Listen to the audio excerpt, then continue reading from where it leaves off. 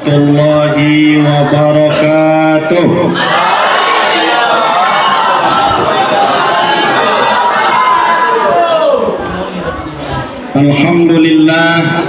Alhamdulillahi rabbil alamin. Wassalatu wassalamu ala asrafil anbiya'i wal mursalin Sayyidina wa maulana Muhammad wa ala alihi wa sahbihi ajma'in. Subhanaka la ilma lana illa ma 'allamtana innaka antal alimul hakim.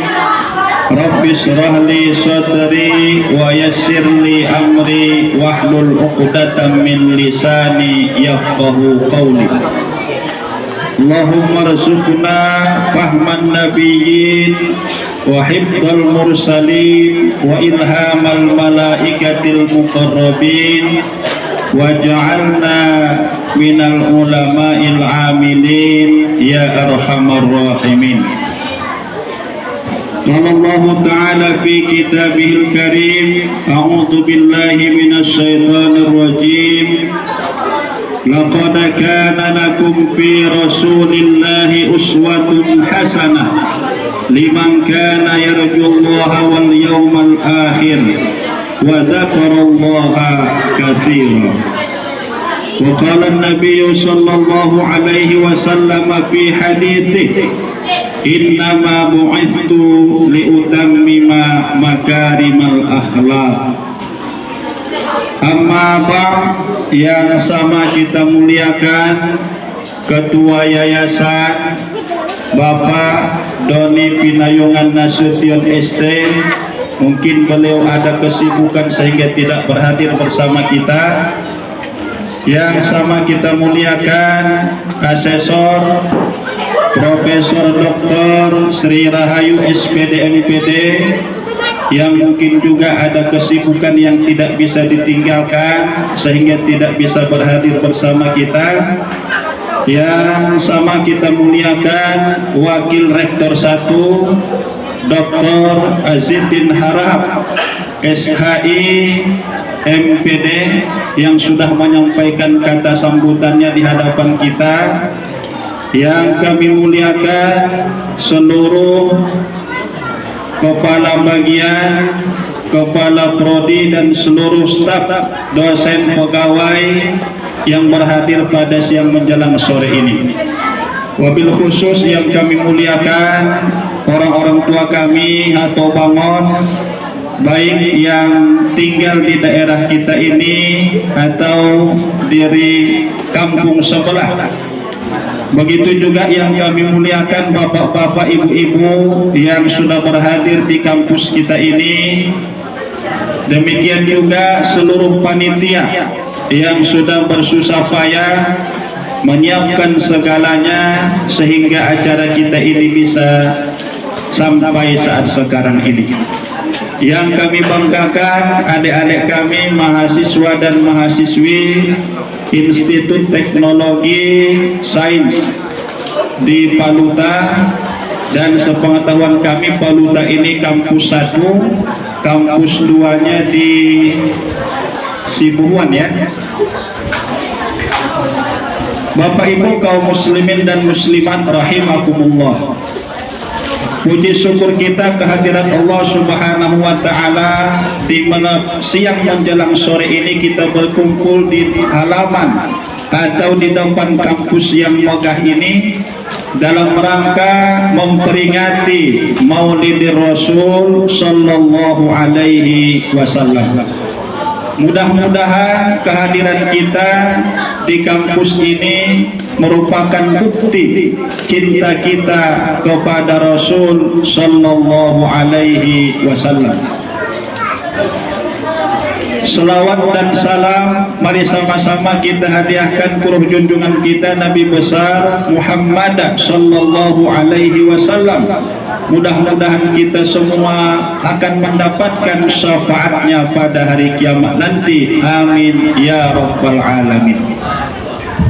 Bapak Ibu kaum muslimin dan muslimat rahimakumullah, di mana-mana kita melihat dan mendengar bahkan mungkin kita berhadir, banyak masyarakat umat Islam memperingati Maulid Nabi Muhammad sallallahu alaihi wasallam.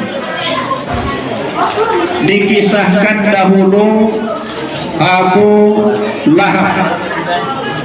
Lahab ini salah satu paman Nabi kita, paman kandungnya.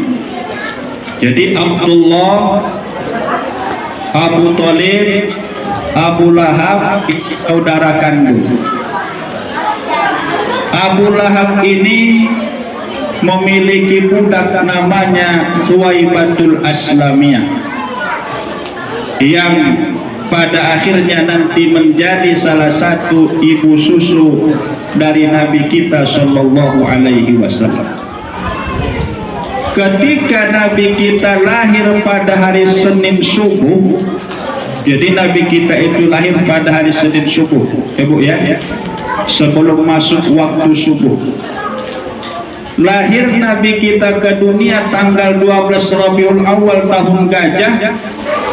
Di pagi harinya Suwaibatul Aslamiyah sudah dapat kabar bahwa Aminah ibunda Nabi kita sudah melahirkan bayinya, dan itu merupakan keponakan dari Abu Lahab.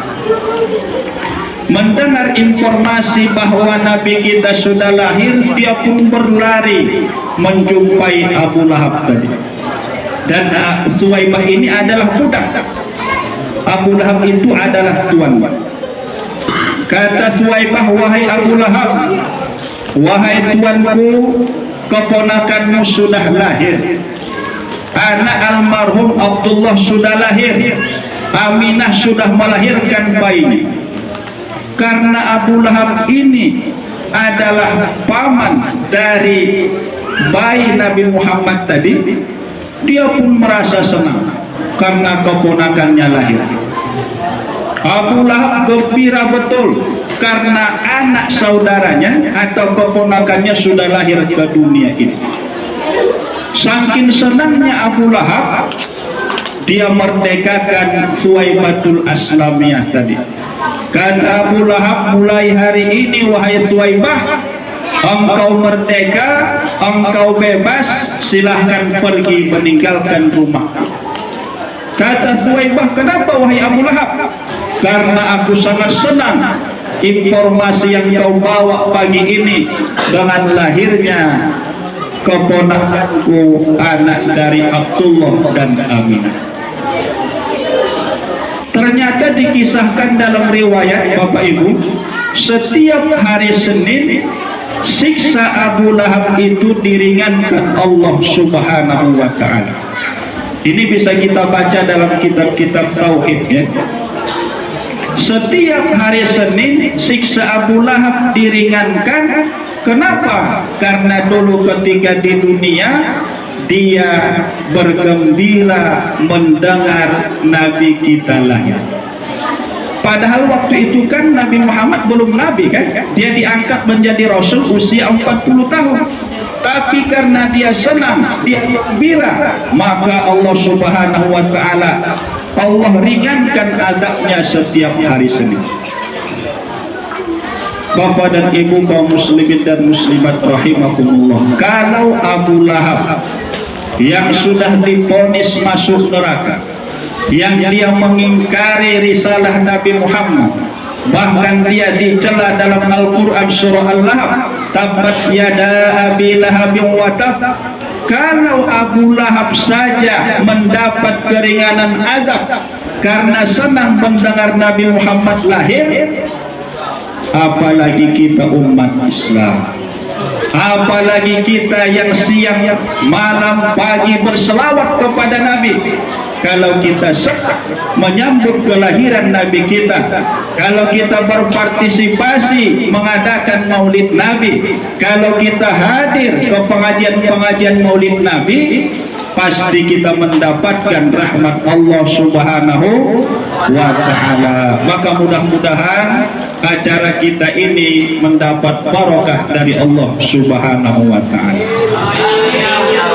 Bapak Ibu kaum muslimin dan muslimat rahimakumullah, ini enak betul jamaahnya. bisa makan atau tak makan. Ini bagus ya, kue ini dibagi setelah acara. Tapi entah bagaimana di Indonesia ini, begitu ustadznya mau ceramah baru dibagi snack. Jadi ustadz ceramah, jamaah makan snack. Kecuali ibu-ibu, kalau ibu-ibu ini dia ingat anaknya di rumah, sengaja tak dimakannya di sini karena anaknya menunggu di rumah. Itulah ibu-ibu ini, kasih sayangnya luar biasa. Bapak Ibu kaum muslimin dan muslimat rahimakumullah. Nabi Muhammad sallallahu alaihi wasallam itu dijelaskan oleh para ulama, afdalu khalqillahi fil ardi wa fis sama. Makhluk yang paling mulia di langit dan di bumi adalah Nabi Muhammad sallallahu alaihi wasallam. Tidak ada makhluk yang paling mulia daripada Nabi kita. Bapak Ibu ingat ketika Nabi kita Isra dan Mi'raj, didampingi malaikat Jibril, naik ke langit pertama, malaikat Jibril ikut, naik ke langit kedua, tiga, sampai ke langit yang ketujuh, malaikat Jibril ikut. Tapi begitu naik ke atas Sidratul Muntaha, di atas langit yang ketujuh, kata malaikat Jibril, Muhammad, saya tak bisa menembus ke atas lagi. Jadi bagaimana Jibril? Engkaulah yang menghadap Tuhanmu. Akhirnya Nabi kita naik ke atas dan menghadap Allah Subhanahu wa Ta'ala, dan dapatlah perintah sholat 5 waktu yang awalnya 50 waktu. Dari kisah ini para ulama menyimpulkan bahwa Nabi kita Muhammad sallallahu alaihi wasallam lebih mulia dari malaikat Jibril alaihi. Bangga kita menjadi umat Nabi Muhammad sallallahu alaihi wasallam. Bangga betul kita menjadi umat Nabi Muhammad sallallahu alaihi wasallam. Kenapa? Karena Nabi kita itu Nabi yang paling mulia.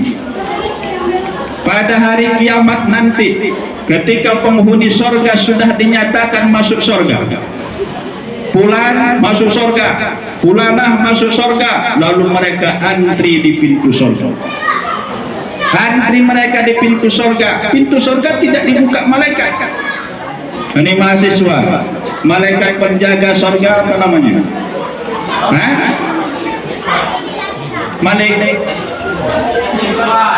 Malaikat Ridwan Harap. Malaikat Ridwan gitu. Sudah dinyatakan mereka masuk surga, tapi malaikat tadi tak mau membuka pintu surga. Orang sudah antri, sudah banyak, sudah ribuan manusia antri. Kata manusia, malaikat bukalah pintu surga. Kata malaikat, belum bisa, belum waktunya. Akhirnya Nabi kita datang menjumpai malaikat. Wahai malaikat, kenapa tidak kau buka pintu surga ini? Orang sudah antri banyak di belakang. Kata malaikat tadi, Bapak Ibu, ya Rasulullah, Allah perintahkan aku tidak membuka surga sebelum engkau masuk duluan. Luar biasa Nabi kita. Tidak dipersilakan penghuni surga masuk surga sebelum Nabi kita masuk dahulu ke dalam surga itu. Allahumma salli wa sallim wa barik ala sayyidina Muhammad wa ala alihi wa sahbihi wa barik wa sallim. Bapak Ibu kaum muslimin dan muslimat rahimakumullah, ini agak sedikit hukum ya. Kalau kita laki-laki perempuan junub, hadas besar ya. Kalau laki-laki hadas besar, mungkin mimpi basah ya, atau berhubungan suami istri. Bagi yang punya istri, bagi yang belum, itu dicurigai nanti. Bagi ibu-ibu mungkin junub, haid, nifas ya Bu ya, itu hadas besar. Ada juga orang nggak ngerti dia bagaimana cara membersihkan dari hadas besar. Ketika ditanya berapa rukun mandi junub, berapa rukun mandi wajib, nggak ngerti dia. Kebetulan saya di Medan Penghulu menikahkan orang Tuan Kadi sampai 4 tahun. Itu pernah saya tanya si laki-laki itu, kau menikah minggu depan? Ya Ustaz. Kalau kau menikah pasti kau junub. Betul Ustaz, kata dia. berapa rukun mandi wajib? Tak tahu dia. Berapa rukun mandi janabah?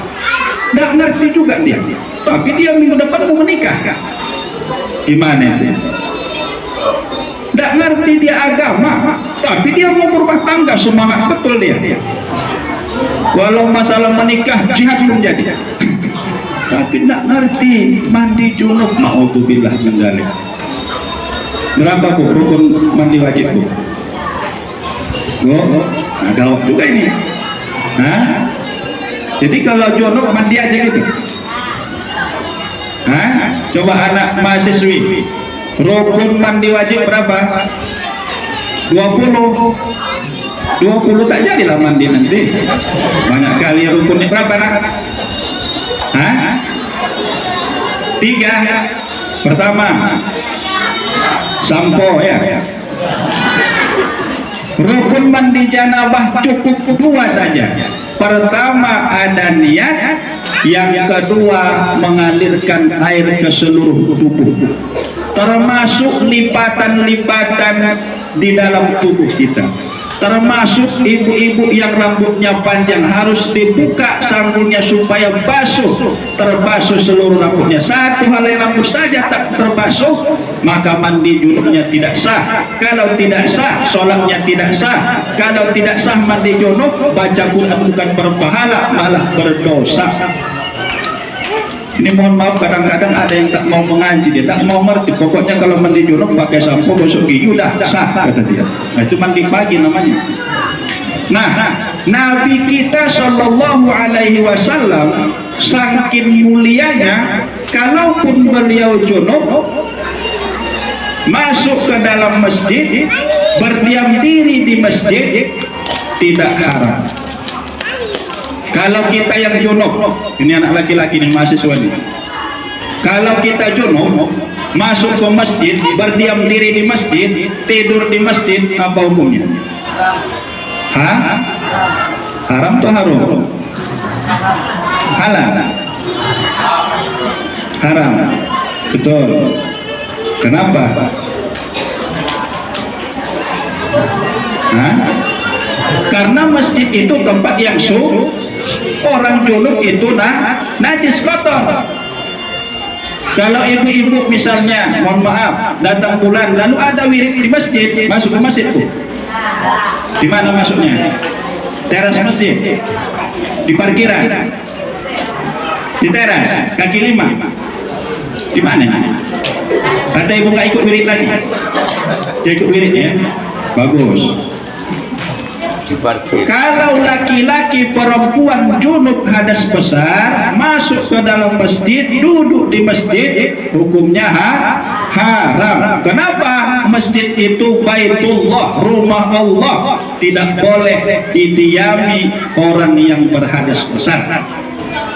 Tapi kalau seandainya, walaupun ini belum terjadi dalam riwayat-riwayat, kalau seandainya Nabi junub lalu beliau masuk masjid, duduk di masjid, tidur di masjid, tidak haram.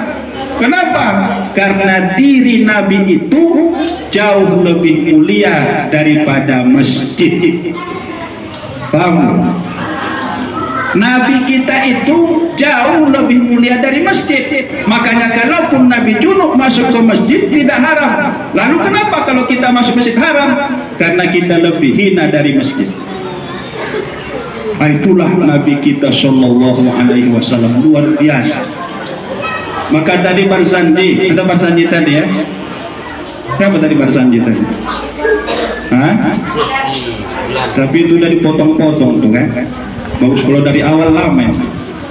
Tadi ketika Barzanji, kenapa kita disuruh berdiri tadi? Hah? Kenapa kita berdiri? Saya pun tak tahu, karena saya tadi bapak berdiri, saya pun berdiri. Berdiri kita kena waktu, saya pun berdiri lah. Sebenarnya enak duduk tadi, tapi karena berdiri orang semua, berdiri aja lah saya pikir. Kenapa kita berdiri? Itu dalam kajian Barzanji namanya mahallul qiyam, di mana waktu kita disuruh berdiri ketika dibacakan Barzanji. Kata para ulama termasuk namanya Syekh Hasan Maksum. Kalau Bapak Ibu tahu Masjid Raya, ada Istana Maimun, ada dahulu namanya Syekh Hasan Maksum, ini belasan tahun di Mekah, satu angkatan dengan Syekh Mustafa Husain Purbabaru. Beliau ada menulis buku Arab Jawi Melayu tentang fadilah berdiri ketika berzanji. Ternyata ketika berzanji, ketika tadi Sallallahu Alaihi Wasallam tadi, lalu kita disuruh berdiri, itu kata beliau, Nabi Sallallahu Alaihi Wasallam hadir karena beliau suka mendengar bacaan berzanji. Makanya kita disuruh berdiri, Nabi hadir. Kalau kita duduk Nabi hadir, itu namanya suhul adab, tidak beradab kepada Nabi Sallallahu Alaihi Wasallam.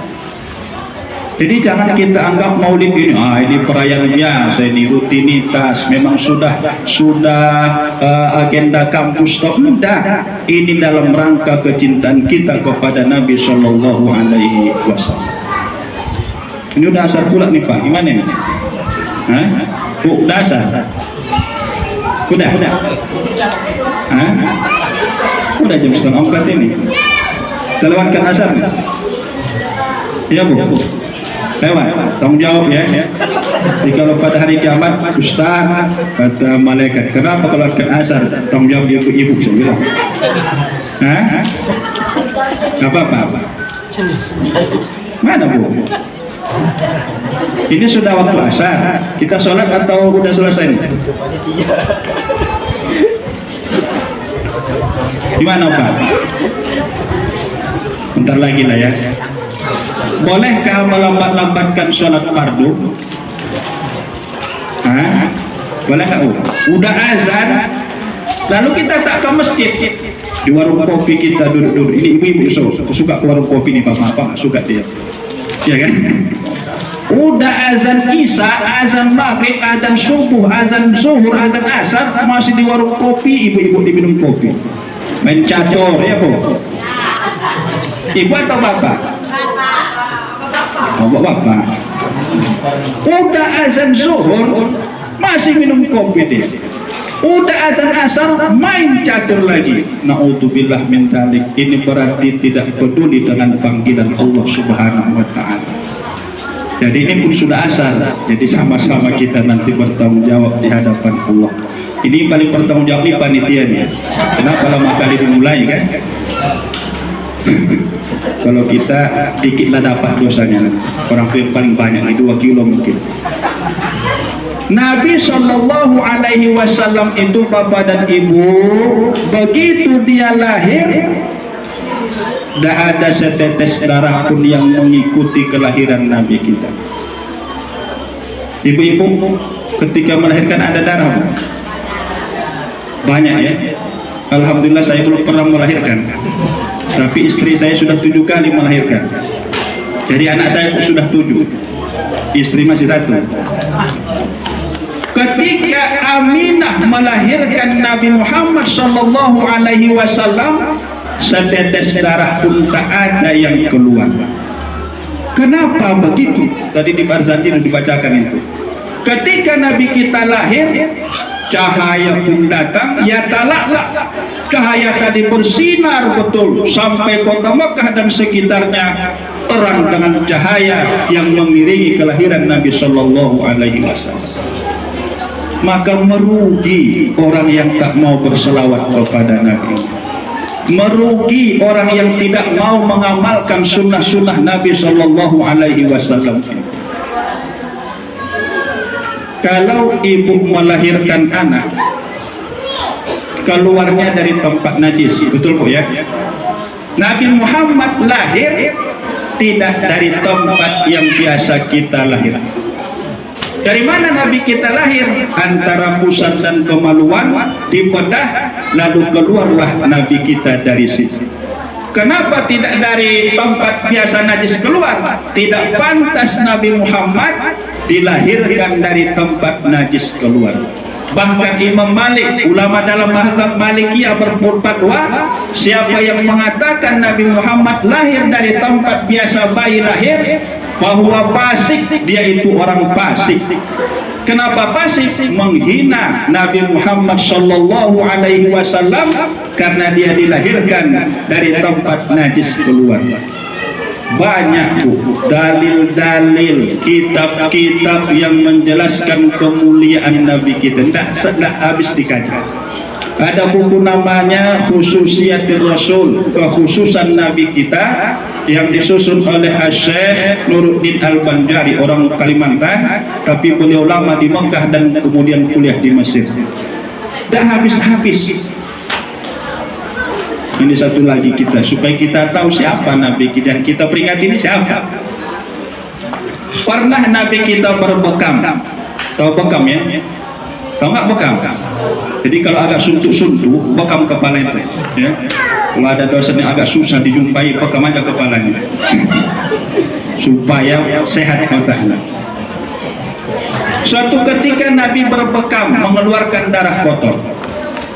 Lalu saya siap berbekam, dipanggil sahabat, wahai sahabatku, lapaika ya Rasulullah, ada apa ya Rasul? Tolong kau buang darah kotor bekaman ini.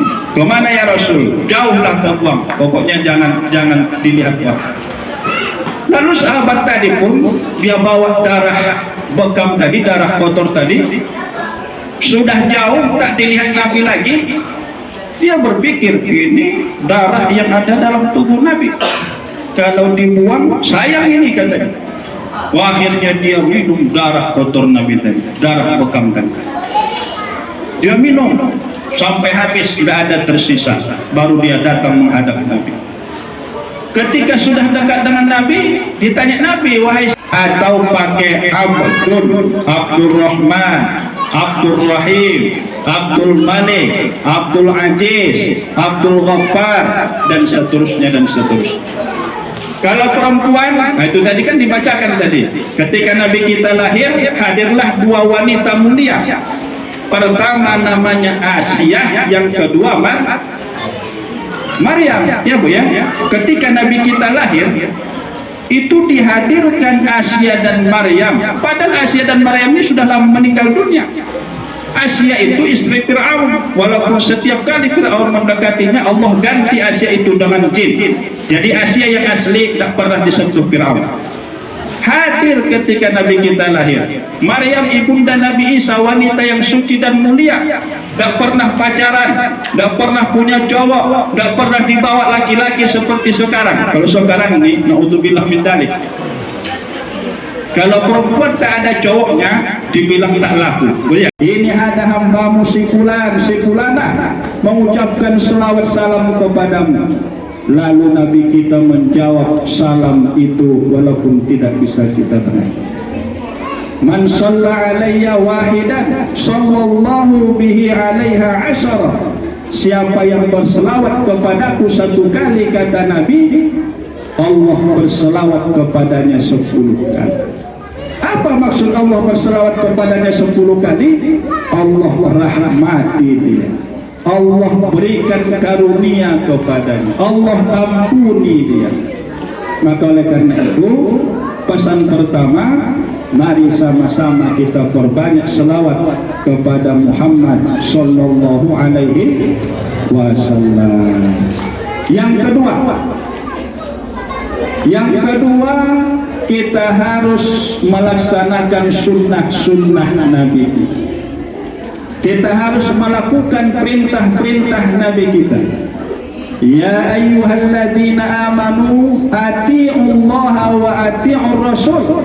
Wahai orang-orang yang beriman, taatilah Allah dan taatilah Rasul. Berarti kita harus patuh kepada Rasul, ya. Apa perintah Rasul? Misalnya apa, Bu? Contohnya apa? Hah? Apa sunnah Rasul? Sunnah. Ini kalau cerita sunnah Rasul, sunnah. Apalagi sunnah Rasul? Nikah. Sunnah Rasul itu sunnah dan nikah.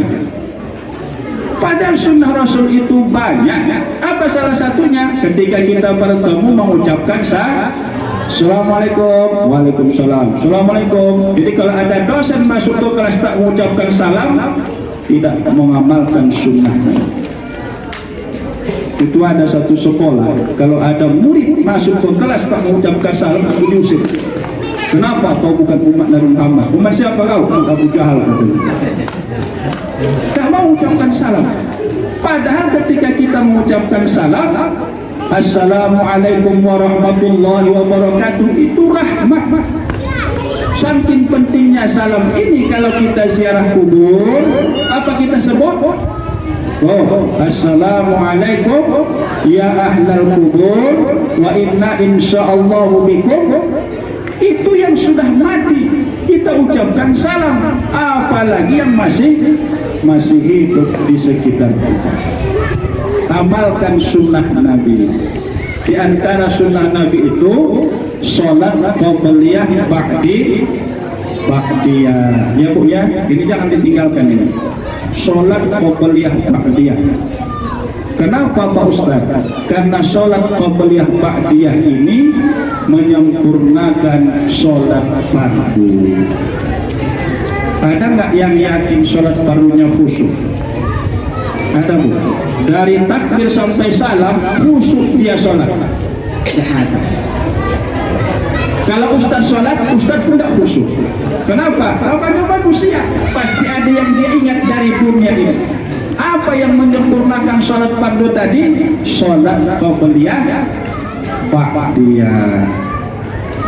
Kalau yang wajib dikerjakan berpahala, ditinggalkan. Kalau yang sunnah dikerjakan berpahala, ditinggalkan. Betul nggak berdosa? Hah? Kalau yang sunnah ditinggalkan tak berdosa atau berdosa? Berarti kita mau sholat, puasa sunnah, mau sholat. Kenapa? Karena ditinggalkan tidak berdosa. Apa dikerjakan? Tak berdosanya ditinggalkan. Ya Bu. Kalau Nabi hadir di sini, lalu dia bilang, puasalah besok. Kata kita, ya Rasulullah, kalau ku tinggalkan pun tak berdosanya. Betul, betul. Sholatlah, sholat sunnah. Kata kita, ya Rasul, ini kan sunnah, ditinggalkan tak berdosa. Ini usah berlaku buat. Kira-kira dapat sahabat gitu? Hah? Dikerjakan berpahala, ditinggalkan tak berdosa. Ayo sholat tarawih. Tahu tak mengaji kau ini? Kenapa rupanya? Kata usah tarawih itu sunnah. Jadi kalau sunnah, ya dikerjakan berpahala, ditinggalkan tak berdosa. Tak berdosa, tak berdosa. Ayolah, kita jalan-jalan kata dia. Tak walaupun sunnah. Ayolah sedekah Jumat. Bukan Jumat ini, sedekah kita dulu. Mahasiswa kumpul uang, mahasiswi kumpul uang beli sembako, kita bersedekah di jalan. Datang kawannya, ini hukum sedekahnya apa? Sunnah. Sunnah itu apa? Dikerjakan berpahala, ditinggalkan tak berdosa. Tak berdosa, tak berdosa. Apa yang kalian buat? Ditinggalkan tak berdosa, itu apa? Ini kita beli makan kita sendiri kan.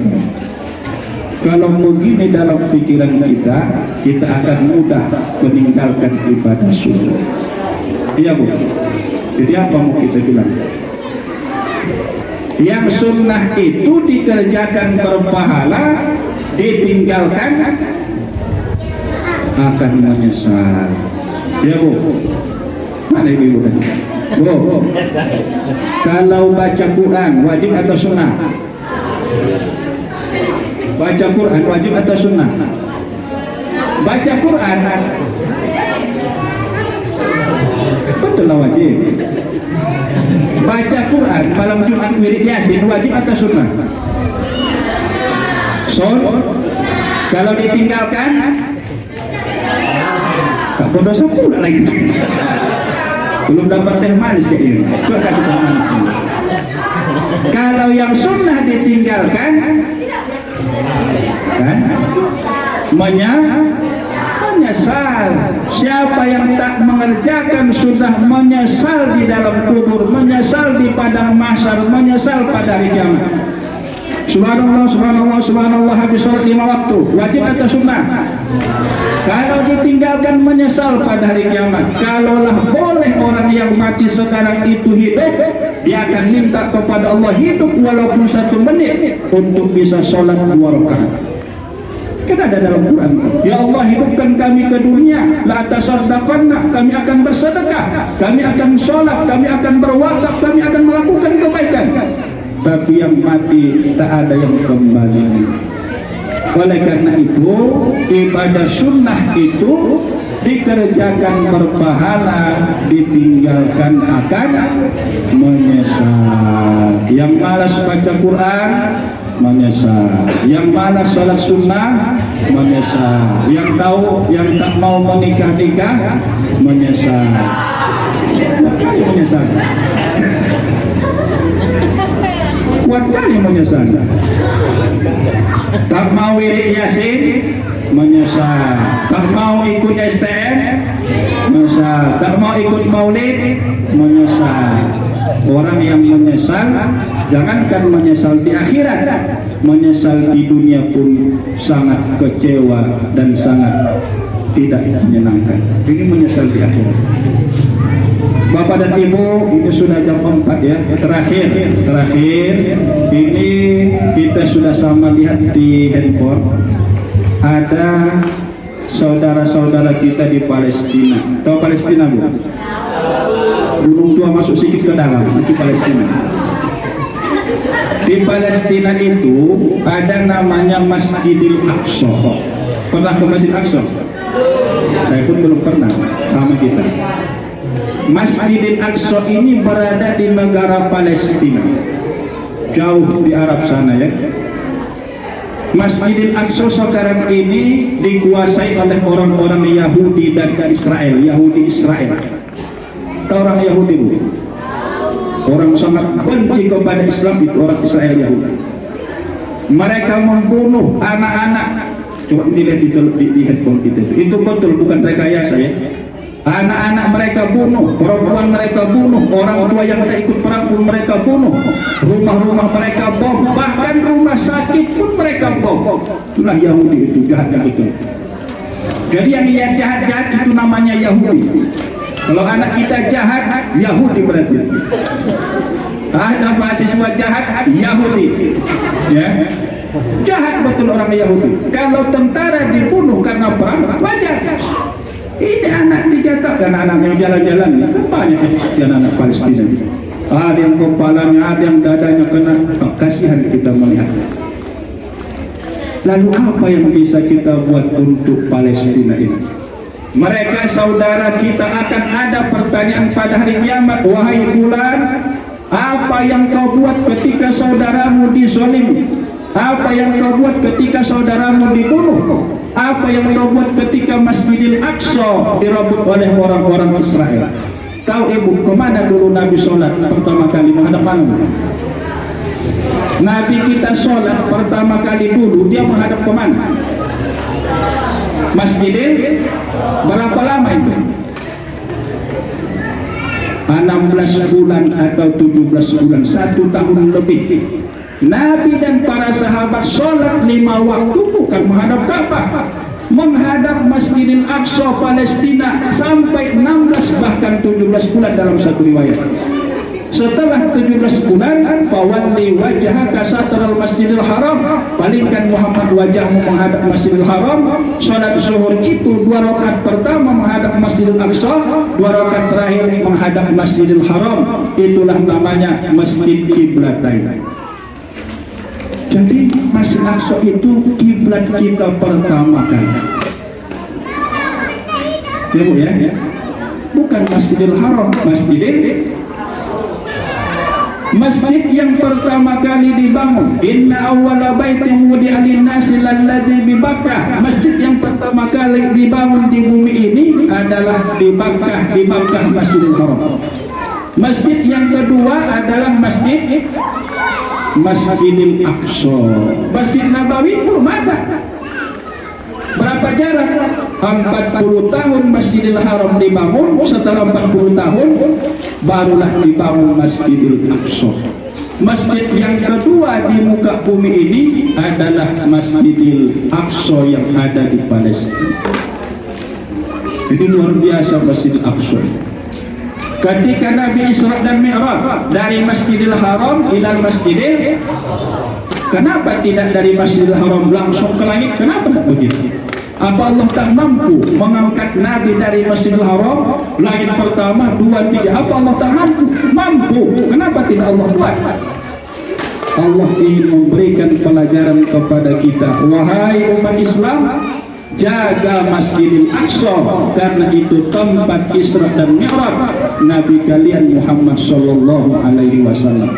Subhanalladzi asra bi 'abdihi laila minal Masjidil Haram ilal Masjidil Aqsa. Ini anak muda nih harus ada nilai jihad, ya. Harus berani menegakkan kebenaran, berani membela yang, jangan berani membela yang bayar. Asal dibayar, ajar katanya. Kalau tak bayar, gak usah lagi. Oleh karena itu, usaha kita pertama, kita berdoa kepada Allah. Allah berikan kekuatan kepada mereka. Soalnya nanti kita berdoa, kita selipkan doa untuk Palestina. Yang kedua, coba kita kumpulkan donasi untuk Palestina. Ini tolong disampaikan kepada Bu Rektor kita. Ini nasihat, pesan, kalau tak dilakukan saya sudah lepas tanggung jawab di hadapan Allah. Jadi kalau nanti tanya kenapa dulu tak mau sampaikan, ya Allah sudah sampaikan, orang yang tak mau ya Allah sudah. Coba dikumpulkan mahasiswa, dosen, pegawai, donasi untuk saudara-saudara kita di Palestina. Berapapun terkumpul, inilah menjadi saksi di hadapan Allah Subhanahu wa Ta'ala bahwa kita sudah berpartisipasi, ya Bu ya, supaya mudah-mudahan itu dalam kita pada hari kiamat nanti. Baik, inilah mungkin kajian kita pada Maulid Nabi ini. Mari sama-sama kita beristighfar, kita berdoa, kita doakan saudara-saudara kita di Palestina, semoga mereka diberikan kekuatan, dan yang sudah meninggal dunia Allah jadikan mereka syahid dunia dan akhirat. La hadhihi al-Fatihah. Bismillahirrahmanirrahim. Alhamdulillahi rabbil alamin. Arrahmanir rahim. Maliki yaumiddin. Iyyaka na'budu wa iyyaka nasta'in. Ihdinas siratal mustaqim. Siratal ladzina an'amta 'alaihim ghairil maghdubi 'alaihim waladdallin. Bismillahirrahmanirrahim. Alhamdulillahi rabbil alamin. Wassalatu wassalamu ala asrafil anbiya'i wal mursalin Sayyidina Muhammadin wa ala alihi wa sahbihi ajma'in. Allahumma ij'al jam'ana hadha jam'an marhuma wa tafarruqana min ba'di hadha tafarruqan mubaraka. Allahumma asil rahmata wassalamah wassihata wal'afiyata alayna wa khususan ala ahli hadhihi al-jama'ah birahmatika ya arhamar rahimin. Allahumma ij'alna min at-tawwabin waj'alna min al-mutatahhirin waj'alna min ibadika as-salihin. Allahumma ighfir lana dhunubana wa liwalidina warhamhum kama rabbawna shighara wa li ajdadina wa li jaddatina wa li mashayikhina wa li muallimina wa li jami'il muslimina wal muslimati wal mu'minina wal mu'minati al-ahya'i minhum wal amwati bi rahmatika ya arhamar rahimin. Allahumma ansur ikhwanana al-mujahidin fi Palestin. Allahumma ansur ikhwanana al-mujahidin fi Palestin. Allahumma ansur ikhwanana al-mujahidin fi Palestin. Allahumma ansur al-islam wal muslimin. Allahumma a'idz al-islam wal muslimin wa dammir a'da'aka a'da' ad-din min al-yahud Israel. Allahumma ihfaz Masjidil Aqsa min al-yahud al-ghasibin bi rahmatika ya rabbal alamin. Wa la hawla wa la quwwata illa billah. Rabbana atina fid dunya hasanah wa fil akhirati hasanatan wa qina adzaban nar. Rabbika subhana rabbika rabbil izzati amma yasifun wa salamun alal mursalin walhamdulillahi rabbil alamin. Taqabbalallahu minkum minna wa minkum taqabbal ya karim. Terima kasih atas segala perhatian, mohon maaf atas segala segala kekurangan. Hadanallahu wa iyyakum ajma'in. Wassalamualaikum warahmatullahi wabarakatuh.